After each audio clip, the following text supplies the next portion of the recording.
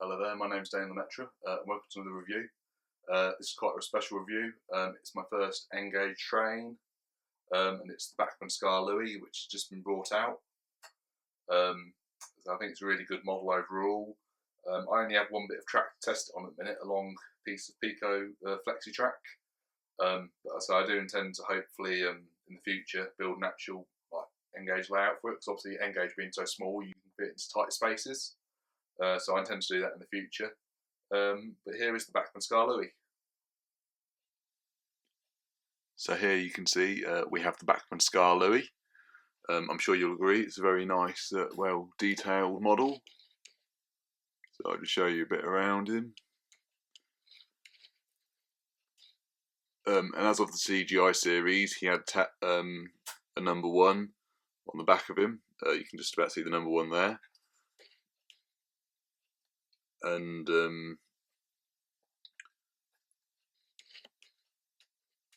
here you can see the wheels.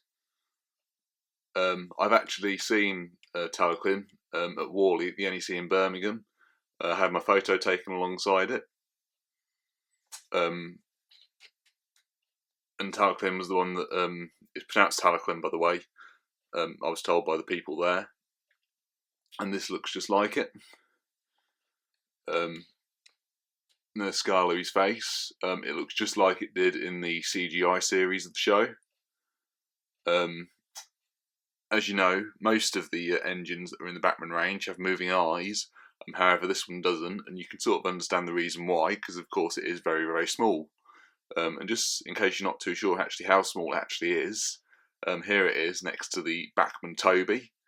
And I chose to put it alongside the Bachmann Toby because Toby's appeared alongside the narrow gauge engines in a few episodes, so you have a rough idea.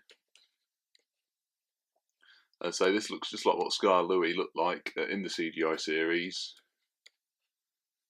Doesn't say anything, it's a really good detail model.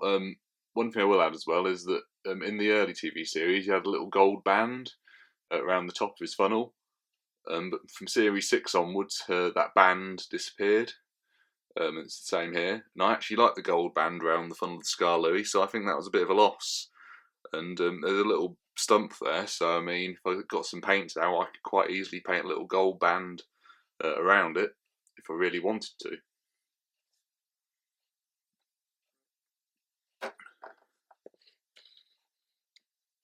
As I said, there's not really a great deal to say about this model, I feel, because like most Bachmann engines, it is very well detailed.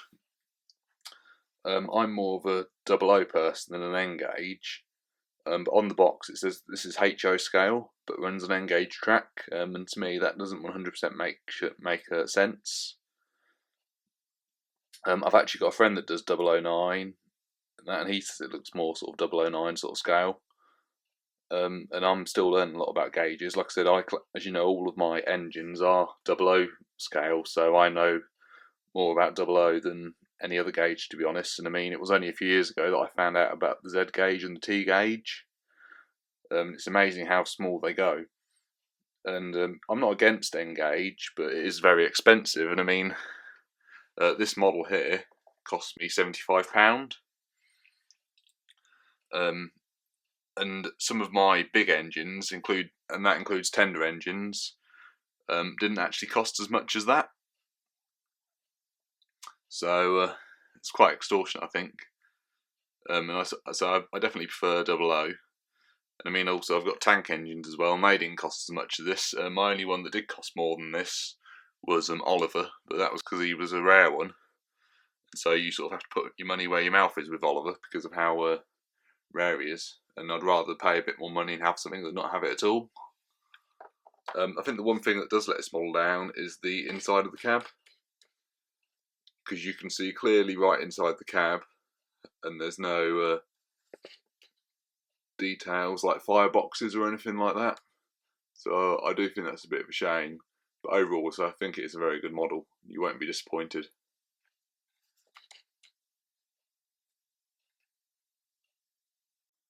So looking at the packaging for this product now, the packaging's really good, I think. On the front of the box it says HO narrow gauge but runs on N track. And in the top right hand corner it says ages 14 plus, which I think is a lot more reasonable. This is very, very fragile, and it's quite funny because a few years ago I saw a 009 layout at a show in Northampton, and the child that was running it was actually 14 years old. So yeah, I think 14 is a reasonable sort of age. I mean, some of them I don't think the age range has been quite right. Like he said, 3 plus for the Hornby Spencer, but Hornby Spencer was obviously a very delicate model himself.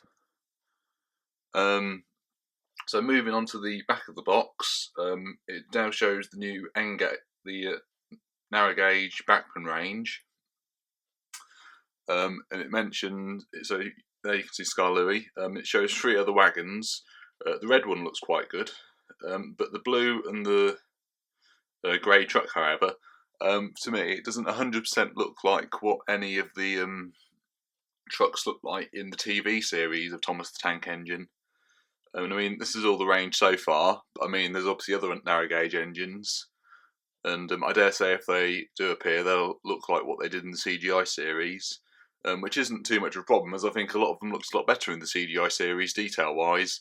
Apart from Duncan, I don't feel much effort was really put into Duncan as much as what the real Duncan looked like, or what Duncan looked like in the Railway series.